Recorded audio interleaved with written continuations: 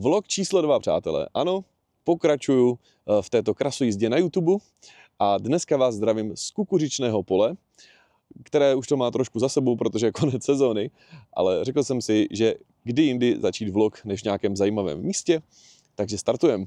Vítejte. V minulém díle jsem vás vzal do Bobby centra, neboli do velké haly, kde byla velká studentská party s Dynamikem, a dneska vás vezmu do Sky Ice baru v Brně, což je relativně malý, ale skvělý bar, kde se hraje taneční muzika, je tam vstup zdarma, barmani jsou příjemní, dělají skvělý drinky a bude to úplný protipól oproti tomu prvnímu dílu, kdy to bylo o velkým mejdanu. Dneska to bude o příjemné atmosféře a taky si řekneme pár tipů, jak vlastně takovéhle hraní zvládat, protože je to úplně jiný mindset než hraní před obrovským publikem. Z Kukuřičného pole až na nedělní ráno, nebo spíš dopoledne.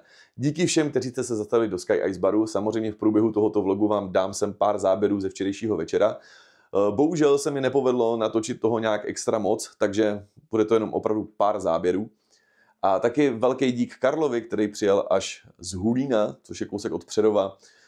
Prostě kamarád razil cestu za slepým, což mám velkou radost. Takže díky a teď už k tématu tohohle videa. Jak jsem říkal, v Kukuřičném poli, tématem tohoto videa je, jak zvládat hraní v baru versus hraní na diskotéce, v klubu a v hale, na svatbě a podobně. Je to totiž úplně odlišná mentalita než hraní kdekoliv jinde. Pokud hrajete v baru, kde není taneční parket, tak je to o tom, že musíte vytvořit příjemnou atmosféru. Lifehackem vám může být to, že když sledujete lidi, kteří si posedávají, tak pokud si podupkávají, tak víte, že hrajete dobře. Je to taková memotechnická pomůcka pro DJ v baru. Pokud se tak neděje, zkuste zahrát něco tak, aby se tak dělo. A pak víte, že hrajete dobře. To je první věc. Druhá věc, hraní v baru je ideální na to, abyste si mohli vyzkoušet novinky. Opravdu otestovat si novou muziku. Protože pokud hraju na diskotéce, v klubu, na svatbě, tak úplný novinky většinou moc nefungují. Je to o tom, že lidi chcou slyšet svoje ověřené známé hity a samozřejmě každý rok vynese nějaký ultra mega hit, Pedro, který lidi znají, ale zbytek těch novinek už tak známý není. Ale pokud hrajete v baru, tak si můžete dovolit zahrát i úplně novou muziku, protože vám je jedno, že lidi netančí, protože nemáte taneční parket. Takže barové hraní je na tohle úplně super. Pokud jste člověk, který rád hraje novou muziku a neopakuje se pořád v historii, tak hraní v baru, kde není taneční parket, je úplně ideální. Pokud hrajete na diskotéce a chcete hrát novou muziku, tak je to dobré hrát ve chvíli, kdy ještě není ten podík úplně plný, třeba ze startu, takže si otestujete ty nové songy, jak zní na větší aparatuře a následně pak zařazujete ty staré dobré hity, které prostě fungují a víte, že dostanete lidi na parket.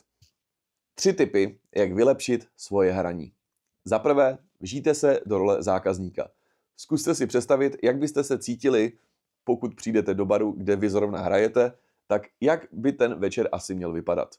Za druhé, nehrát zbytečně nahlas a zbytečně tvrdě ze startu.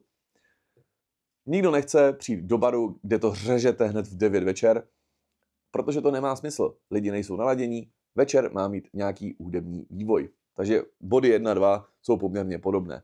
Ale třetí, ten nejdůležitější a ten úplně diametrálně odlišný, je komunikujte s barmany, popřípadě komunikujte s těmi, kteří jsou za tu akci zodpovědní, třeba novomanželé. Zkuste získávat zpětnou vazbu v daném okamžiku. To znamená v průběhu večera párkrát skočit na bar nebo za novomanželi a zeptat se, hele, je všechno v pohodě, dobrý, pohoda, protože tohle to je alfa omega úplně všeho.